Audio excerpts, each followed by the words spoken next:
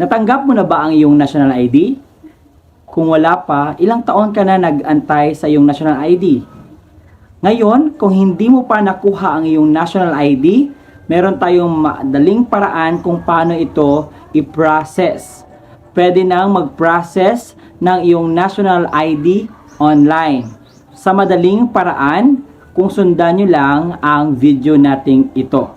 But bago natin pag-usapan ang video kong ito, hayaan nyo munang magpapakilala ako sa inyo. Ako po si Ruel Mendoza Tanyo.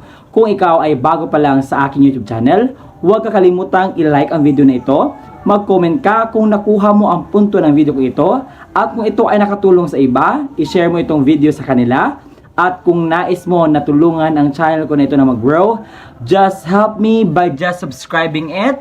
And kapag gusto mo na ikaw ay maging updated sa mga videos na i-upload ko pa dito sa aking YouTube channel, i-bell notification mo na. At kung nais mo na i-click ang join button dyan, at para makuha ano mo ang mga perks, just click the join button at hanapin mo kung ano at magkano yung i-avail mo na join button natin. At ngayon, pag-uusapan natin ang pamaraan kung paano ba kukuha ng national ID online. Tama ang narinig mo na meron ng madaling proseso para sa pagkuha ng national ID.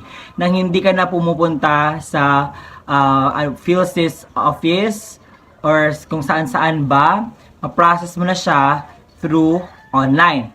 At meron akong gagawing tutorial para naman meron kayong guide kung paano ito gawin step by step, nang sa gayon pwede nyo na ma-print out ang iyong national ID na iyong inaantay. So kung ikaw ay ready na, halina't samahan nyo akong tuklasin kung paano ito. Halina't samahan nyo ako. Sundin mo ang step-by-step process. Una, kinakailangan pumunta ka sa App Store or sa Play Store para doon tayo mag-download sa app na ating gagamitin sa prosesong ito. Kapag nandoon ka na, ang gagawin mo is search mo ang egov.ph. So ayan, kita natin. So ang mukha niya, yan, pangalawa. So i-get natin, okay? That's okay na, ano ko ba yung virtual pag-ibig? Hindi, na wrong. So dito tayo sa, yan. So pasensya na, medyo ang aking kamay ay hindi sa fingerprint. Kaya medyo nahirapan ako dito kasi minsan yung ating fingerprint hindi siya tawag dito, cooperate. So ayan, dami ko pang ginagawa. So sinign in ko, ginawa ko na lahat para makapag sign in talaga. So bumalik na ako doon sa hands and yun, gumana naman. And antayin natin na ma-download ang app na ito. So yan ay egov.ph. So medyo matagal-tagal pa to dahil ginawa ko talaga step by step talaga to para hindi naman kayo mahihirapan na sundan, para hindi masabing ang dami mong kuda, ang dami mong satsat. So akin ay step by step process ko na lang para iwas satsat, iwas sa mga pag-bash ninyo, 'di ba? So gawin ko lang kung ano yung dapat nating gawin, okay? Kasi gusto kong tulungan kayo na makakuha kayo ng inyong national ID. So pwede kayo maka-print out at makakuha ng inyong kopya. So, ako mismo, ginawa ko itong prosesong ito para maipakita sa inyo na gaano ako ka-authentic, gaano ka-sincere in making vlogs. Gusto ko kasi first hand ko ma-experience muna ang mga bagay before ko i-vlog. Kasi I don't want to say that nagawa ko to pero hindi ko naman ipakita. So, dito, ipakita ko talaga hanggang sa pag-download ng app na ito. No? So, marami na, ayan, tapos na mag-download, click natin ang open at naglo-loading siya. So, antayin natin yan ang egov.ph, tapos ito yung gagawin natin. So, kung meron ka ng dyan, mag-sign up ka. Pero kung wala pa, mag-login ka, okay? So, ayan, inallow ko. And then, yung number, at saka, ko pa, yung number ko or email na lang ba. So ako ay nalilito kung ano yung dapat gamitin ko. So tapos na-click ko pa ang email na ko. Sobra naman yung kamay ko, napakalikot. Tapos tingnan nyo anong mangyayari. Oh, ayan. Hindi siya pwede. Hindi po pwede. So, pumunta ako sa number. So, hindi talaga pwede. Pero pinilit ko para lang sa inyo. Char. So, ayan. Mag-sign up ako. Dapat clinic ko pala yung sign up na word. Yan. Parang trinay ko talaga na mag-ano. Pero hindi talaga siya. So, pumunta ako sa sign up here. Ayan. So, ayun. Niregister ko ang aking numero. So, i-register natin. Ayan. So, yan ang number ko. So, you can just check me. And, ayun. Nagamit ako ng email. So, napakahirap, no? So, yan. At, gumana naman. So, inantay ko yung text na code sa email ko. Ayan. May natanggap akong email. So, ayun, ilalagay natin ang code para makaproceed tayo sa next level sa ating paggawa ng processing of IDs. So, ayan, gagawa tayo ng mga pins, tapos matching. So, para naman masyadong secure. Ayan, congratulations. Tapos, dito na tayo napunta sa app. O saan ba tayo dito magpa-process? Ano ba yung hahanapin natin para tayo magpa-process? Nung una, ako ay nalilito kung saan ba. So, inanap-hanap ko dyan. Kung saan ba talaga yung nakalagay? Ano ba yung dapat kong gawin? So, kahit anong hanap ko dyan, madami ko ng na-click pero hindi pa rin. Ayan. So, sabi ko, verify ba? So, hindi naman talaga. So, ayan. Nakaano ako sa scan fields. Ayan. Start na ako. Citizenship ko Filipino. Pangalan. Middle initial. Kung wala ka naman middle initial, okay lang yan. Kung wala ka suffix, lagay mo ng NA. Ayan. Kung wala kami din siya, pwede mo lagyan. So, kung meron naman, lagyan mo na lang para safe and sound and perfectly made yung pagkaano natin. Tapos, apelyido, birth date, sa akin is December 31, 1996. Okay? So, sino ang ka-birthday ko dyan? Tapos, number natin, yung active talaga na ginagamit natin sa parang araw na pangangailangan.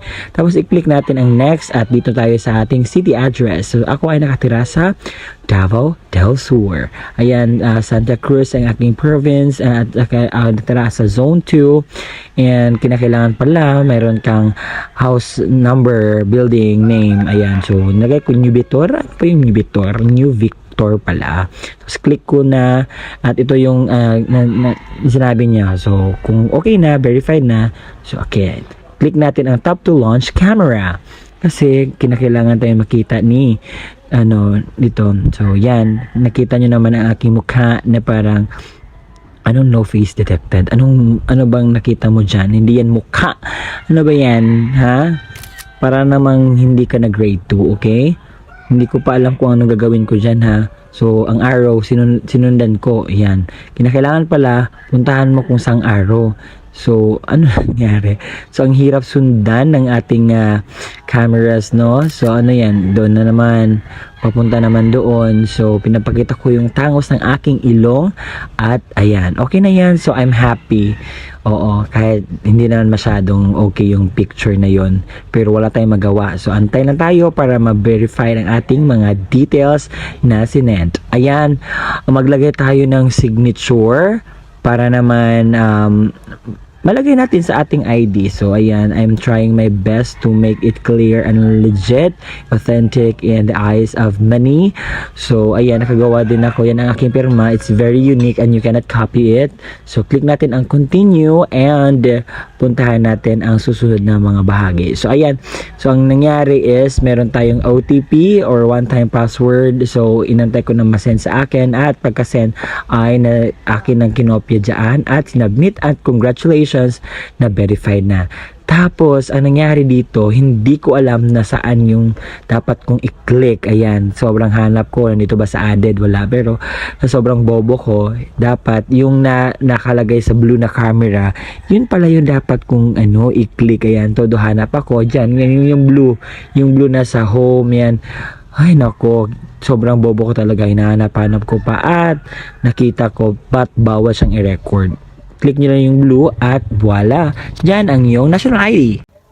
At voila, meron na ka ng national ID. So, ang gagawin mo lang, i-print out mo yon at ipapakita mo sa lahat na meron ka ng kopya sa iyong national ID. Alam kong napakaraming tao hindi pa nakatanggap ng kanilang national ID at yung iba ay mali pa ang impormasyon na nakalagay. So, ngayon, ito yung pamaraan na para makuha natin ang ating national ID through online. So, less hassle na dahil maproproseso natin siya dito sa ating cellphone na gamitin. Actually, pwede siya sa iOS, what I mean sa iPhone, sa mga iPhone user, at saka pwede siya sa mga Android user.